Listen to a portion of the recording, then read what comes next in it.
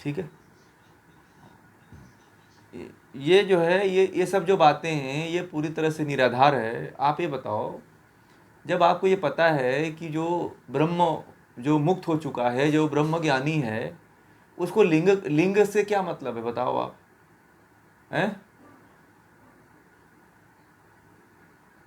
नहीं, जब वह सीता को माता के दृष्टि से देखे, ठीक है, तो आपको जो ये क्या है कि कुछ लोगों ने अपने चरित्र को जो है हनुमान जी से जोड़ दिया। चोर के दाढ़ी वाला तिनके के साथ हनुमान जी से जोड़ करके ऐसे साहित्य बना दिए हैं कि हनुमान जी को नहीं छूना है, भगवान शिव की तरफ नहीं जाना है, उनको देखना नहीं है। ये बताओ, जो मुक्त हो जाता है वह इन शरीर और स्त्री से क्या भेद है? ये बताओ, शरीर और स्त्री में कितने प्रतिशत का अंतर, पुरुष और स्त्री में है? केवल स्त्री पुरुष में 1-2%, 2% का केवल अंतर है। 98% स्त्री पुरुष मिलते हैं। आप ये बताओ, मैं ये कहता हूं कि जो है, जो लोग देखते हैं, स्त्रियों को देखते हैं, क्या देखते हो? कभी पुरुष को देखो, है कि नहीं? वही तो है भाई, क्या है उसमें? तुम्हारी दृष्टि बस वह बदली है। तुम देखो ना, 2% है बस परिवर्तन, और 2% के लिए तुम पूरे जीवन लगे रहते हो, उसके 98% वाले भाग को नहीं देखते हो कि हमारा ही 98% भाग उसका भी है? जो इस तरह की भावना रखता है, जो ब्रह्म ज्ञानी होता है, वो ऐसा रखता है क्या कभी भाव? कभी नहीं रखता है वो तो ये बताइए, हनुमान जी क्या इस तरह की भावना रखेंगे कि कोई स्त्री आ गई तो हम अपवित्र हो जाएंगे? हनुमान जी कभी इस दृष्टि से देखेंगे ही नहीं। ये बताइए, हनुमान जी यदि ऐसे रहते तो लंका में माता सीता का पता लगाने गए थे तो क्या ऊपर चढ़ते हैं? जो व्यक्ति सबसे पहले माता सीता का पता लगाता है, जो ब्रह्मचारी था, तो वो कहता कि मैं तो ब्रह्मचारी हूं, मैं स्त्री का पता नहीं लगाऊंगा। ये मूर्खों की, देखिए, ये मूर्ख लोगों की चलाई हुई चाल है। ठीक है। अब उनको ये आप पूछिएगा कि ये बताओ, उस व्यक्ति ने सबसे पहले तो माता सीता की खोज किया था, तो स्त्री की खोज किया उसने, तो उसी समय वो पवित्र हो जाना चाहिए उसको। तो बताओ आप, ये तर्क है कि नहीं? जो तर्क देते हैं, तो हनुमान जी को सबसे पहले पवित्र हो जाना चाहिए, क्योंकि उस आदमी का सबसे पहले भेंट स्त्री से ही होती है, खोज करता है तो है। और लंकिनी को मारे, वहां पे जो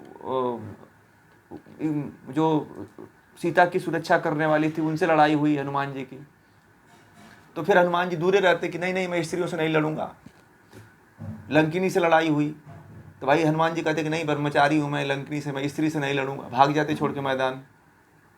ये जो बातें कहते हैं, यह सब आप तर्क देखो तो ये मूर्खों वाली बातें हैं। क्या है ये? मूर्खों वाली बात है, हैं? जिस व्यक्ति ने माता सीता की पता लगाने के लिए उस अशोक के वृक्ष पे चढ़ के बैठ गया, आंसू गिरने लगे, अंगूठी जाकर के उनके चरणों में रख दिए, फिर उनसे अनुनय विनय सुने, अपना परिचय दिए, ये क्यों नहीं आप लोग देखते हो? किसी को कोई कहे तो बोलो आप, ये इसको क्या ना, रामायण से हटा दो तो हम पूजा नहीं करेंगे हनुमान जी का। ठीक है, आप ये ना, रामायण में जो लिखा हुआ है इस वाक्य को हटा दो।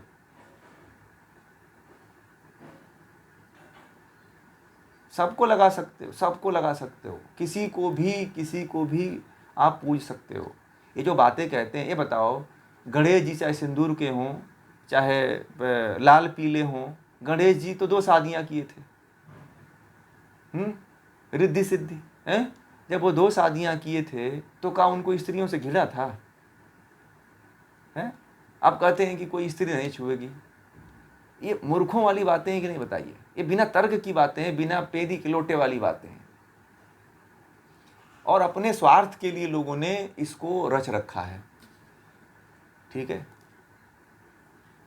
बाकी कुछ नहीं। ये सब जो है, जब इस तरह की कोई बातें करता है तो सामने रखिए कि भाई आप कह दो कि हनुमान जी जो है ना, पहले हनुमान जी ही सबसे ज़्यादा इंटरमीडिएट बनते हैं सीता और राम के बीच में।